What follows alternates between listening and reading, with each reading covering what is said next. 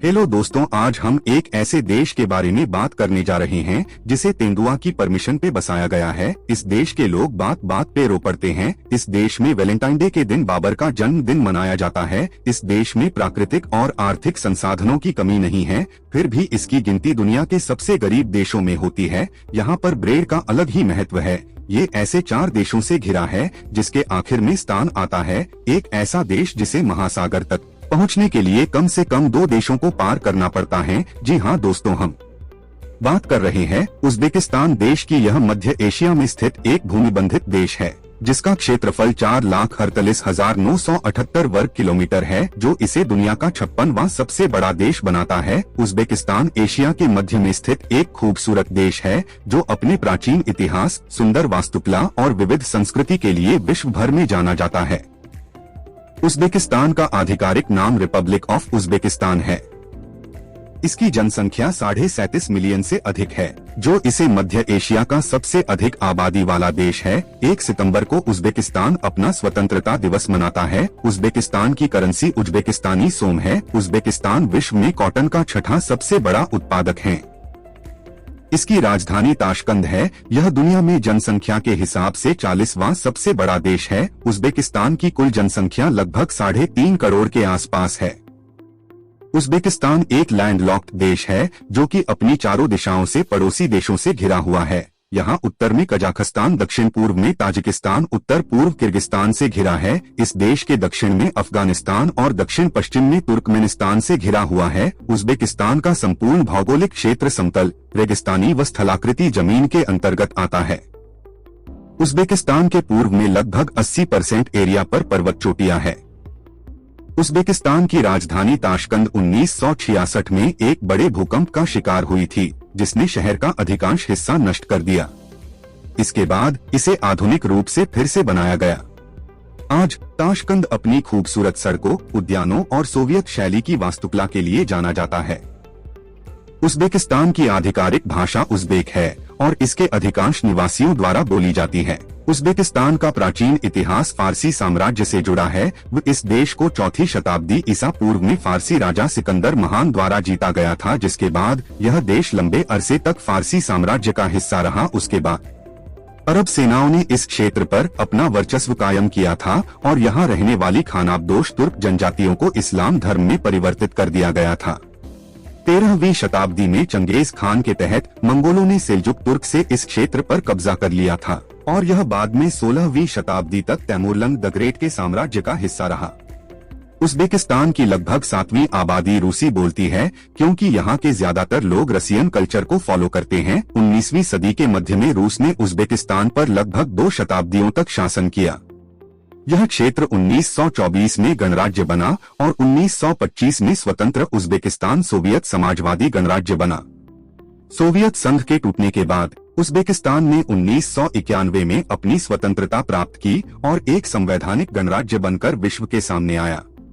1991 से लेकर 2016 तक उज़्बेकिस्तान पर राष्ट्रपति इस्लाम करीमोव का शासन रहा। उज़्बेकिस्तान में सुन्नी इस्लाम प्रमुख धर्म है। उज़्बेकिस्तान चारों ओर से जमीन से घिरा है और समुद्र तक इसकी कोई पहुंच नहीं है। उज़्बेकिस्तान में कपास, सोना, तांबा और यूरेनियम जैसे खनिज संसाधनों का उत्पादन होता है। यह सालाना 80 टन सोने का खनन करता है, जो दुनिया में 7वें स्थान पर है। उज़्बेकिस्तान विश्व के केवल 2 देशों में से एक है जो पूरी तरह से भूमि से घिरा हुआ है और इसके चारों ओर भी भूमिरुद्ध देश ही हैं। इसका मतलब है कि किसी महासागर तक पहुंचने के लिए इसे कम से कम 2 देशों को पार करना होगा। समरकंद, जिसे गृहती का मानिक कहा जाता है, अपनी इस्लामी वास्तुकला और नीले रंग की टाइलों से सजे मदरसों के लिए प्रसिद्ध है। यहाँ धार्मिक सहिष्णुता को बढ़ावा दिया जाता है। ताशकंद में स्थित एक प्राचीन कुरान संग्रहालय में 7वीं शताब्दी का दुनिया का सबसे पुराना कुरान संरक्षित है। उज़्बेकिस्तान को सफेद सोने के नाम से भी जाना जाता है क्योंकि यह दुनिया के शीर्ष कपास उत्पादकों में से एक है। कपास यहाँ की अर्थव्यवस्था का प्रमुख हिस्सा है। उज़्बेकिस्तान को प्रति वर्ष सोना उत्पादन के मामले में विश्व में 7 स्थान हासिल है। इतना ही नहीं, उज़्बेकिस्तान विश्व के विभिन्न देशों को सोना, तेल और प्राकृतिक गैस के साथ साथ यूरेनियम उपलब्ध कराता है। फिर भी ये विश्व के सबसे गरीब देश में से एक है, क्योंकि इस निर्यात से होने वाली सारी कमाई पर राष्ट्रपति और उनके शासक वर्ग का अधिकार होता है। उज़्बेकिस्तान दुनिया का दूसरा सबसे बड़ा कपास निर्यातक और 5वां सबसे बड़ा कपास उत्पादक देश है। इस देश की अर्थव्यवस्था में कपास की खेती का बहुत महत्व है। सबसे ज्यादा कार्टन का उत्पादन इसी देश में होता है।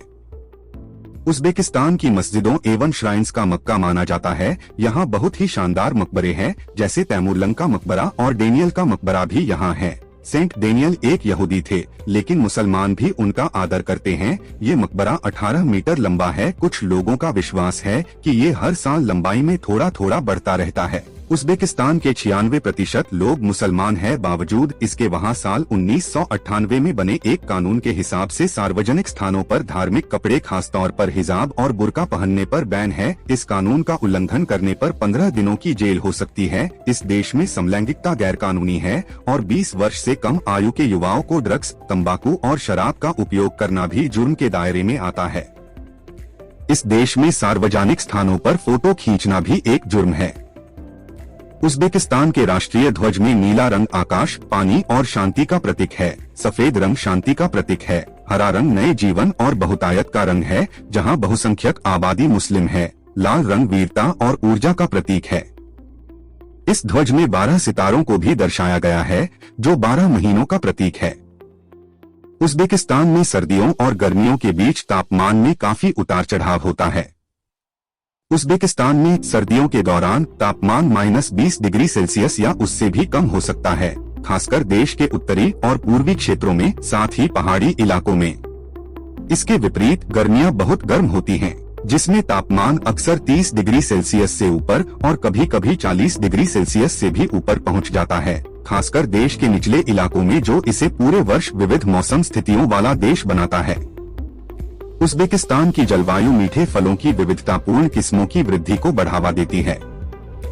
यह देश खरबूजे, अंगूर, अनार, खुबानी और अंजीर जैसे स्वादिष्ट फलों के उत्पादन के लिए प्रसिद्ध है। उज़्बेकिस्तान का अरवल सागर कभी विश्व की चौथी सबसे बड़ी झील थी, लेकिन सिंचाई परियोजनाओं के कारण यह लगभग पूरी तरह सूख चुकी है। इस देश में इंसान तो क्या, पेड़ पौधे भी जल के लिए तरसते हैं, क्योंकि उज़्बेकिस्तान में वर्षा नाम मात्र ही होती है। उज़्बेकिस्तान की संस्कृति और परंपरा में बड़ों का आदर प्राचीन समय से चला आ रहा है। उदाहरण के तौर पर उज़्बेकिस्तान में बड़े बुजुर्गों का बेहद आदर किया जाता है। वह उनसे ऊंची आवाज में बात नहीं करते हैं। उज़्बेक परंपरा के अनुसार सबसे सम्मानित अतिथि को घर के प्रवेश द्वार से दूर बैठाकर आदर सम्मान दिया जाता है। उज़्बेकिस्तान संस्कृत के अनुसार अभिवादन के लिए हाथ मिलाने की प्रथा पुरुषों तक ही सीमित है। इस देश के पुरुष महिलाओं से अभिवादन करने के लिए अपने दाहिने हाथ को अपने दिल पर रखकर नमन करके बधाई देते हैं। उज़्बेकिस्तान के लोगों को तरह तरह के भोजन करना पसंद है। इन लोगों के भोजन में ईरानी, अरब, भारतीय, रूसी व चीनी व्यंजनों की झलक देखने को मिलती है। उज़्बेकिस्तान का पारंपरिक भोजन प्लोव है, जिसे चावल, मांस, गाजर और मसालों के साथ पकाया जाता है। यह व्यंजन न केवल भोजन का हिस्सा है, बल्कि शादी और अन्य समारोहों में इसे विशेष रूप से बनाया जाता है। जिस तरह हमारे देश में किसी शुभ काम करने से पहले दही शक्कर खिलाया जाता है, वैसे ही उज़्बेकिस्तान में एक प्राचीन परंपरा के अनुसार जब भी कोई उज़्बेक परिवार का सदस्य यात्रा पर जाता है, तो उसे यात्रा पर जाने से पहले उज़्बेक ब्रेड से आधा टुकड़ा काट कर खिलाया जाता है और बाकी बचा आधा टुकड़ा छिपा कर रख देते हैं या भूमि में दफनाया दिया जाता है, जब तक कि गया यात्री लौटकर घर न आ जाए। वहाँ की मान्यता है कि लेपियोश्का ब्रेड को कभी भी उल्टा करके नहीं रखना चाहिए और न ही इसे जमीन पर रखा जाता है, चाहे यह किसी बैग के अंदर ही क्यों न हो। इस ब्रेड को लेकर कहा जाता है, अगर इसे उल्टा किया जाता है तो यह जीवन में बुरी किस्मत, दुख, दर्द का प्रतीक बन जाता है। उज़्बेकिस्तान के लोगों का पसंदीदा सूप लगमन है, जिसे ये लोग बड़े चाव से पीते हैं। जिस तरह हमारे देश में सब दूध वाली चाय लोकप्रिय है, उसी तरह इस देश में ग्रीन टी को चाव से पिया जाता है। इस देश का लोकप्रिय खेल सॉकर और टेनिस है। इसके अलावा यहाँ के युवा साइकिल चलाना, मुक्केबाजी, कुश्ती और जिम्नास्टिक जैसे खेल भी खेलते हैं। इस देश के पर्यटकों में ऊंट ट्रैकिंग, लंबी पैदल यात्रा, बर्ड वॉचिंग, राफ्टिंग और स्कीइंग बेहद लोकप्रिय है। जानकारी अच्छी लगी तो वीडियो को लाइक और चैनल को सब्सक्राइब करें।